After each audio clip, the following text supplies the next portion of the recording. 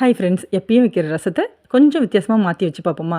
பெரிய lemon size அளவுக்கு புளி எடுத்துக்கோங்க, 2 தக்காளி போட்டுக்கோங்க, 3 கொத்து கருவேப்பிலை போட்டு தண்ணி ஊற்றி ஒரு உரமாக எடுத்து வைங்க, அது ஊறட்டும். இப்போ மிக்ஸி ஜாரில் மிளகு, சீரகம், தனியா, வரமல்லி சொல்லுவோம் இல்லையா, அதை போடுங்க.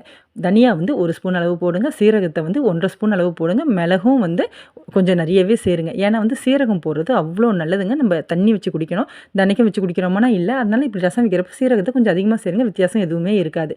இப்போ அதுலேயே காஞ்ச மிளகா 2, ஒரு முழு பல்லு பூண்டு, 2 3 கொத்து கருவேப்பிலை, இதை போட்டு அரைச்சி எடுத்துக்கோங்க. இப்போ நம்ம ஊற வச்சோம் இல்லையா புளி, தக்காளி, அதை வந்து அதில் கொஞ்சம் மஞ்சத்தூள், உப்பு, பெருங்காயத்தூள் போட்டு நல்லா கையை வச்சு கரைங்க. நல்லா கரைச்சி விட்டுட்டு தேவையான அளவு தண்ணி ஊற்றி அது ஒரு பக்கம் இருக்கட்டும்.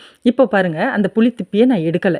ஏன்னா அது வந்து எல்லா டேஸ்ட்டும் வந்து இந்த காரம் ஈரெல்லாம் மறுநாள் ஊறி இருக்கப்போ தான் வந்து சூப்பராக இருக்கும். அப்போ பிழிஞ்சு சாப்பிடுவோம், கடைசி வரைக்கும் கூட அந்த ரசத்தை வச்சு நம்ம பிழிஞ்சு சாப்பிடுவோம். அதுக்காக நாங்கள் புளியை வந்து அந்த திப்பியை எடுக்கிறதில்ல. இப்போ இது எப்படின்னா, எண்ணெய் ஊற்றி கடுகு போட்டு காஞ்ச மிளகாய் எதுவுமே போடாமல் இப்போ கரைச்சி வச்சுருக்கதை ஊற்றி கொதிக்க போகும்போது கொத்தமல்லி போட்டு நம்ம இறக்கணும். கொதிக்க போகும்போதுன்னா அது நுரைச்சி வரும்ல, அந்த ஸ்டேஜில் இதை வந்து கொதிக்க விடக்கூடாது.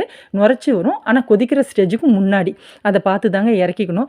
இந்த ரசம் வந்து மல்லி, அதாவது தனியா, மிளகு, எல்லாமே கருவேப்பிலை, மிளகு, சீரகம் போட்டிருக்கிறதுனால எல்லாமே கொஞ்சம் தூக்கலாக போட்டிருக்கிறதுனால அவ்வளோ சூப்பராக இந்த கிளைமேட்டுக்கு, இந்த பனி கிளைமேட்டுக்கு வறட்டு இருமல், சளி, ஜுரம், இது போல் குழந்தைகள்லாம் இருக்கும் இல்லையா, அதெல்லாம் சூப்பராக க்யூர் பண்ணிவிடும். ரசம் தான், ஆனால் கொஞ்சம் மாற்றி வச்சுருக்கோம்.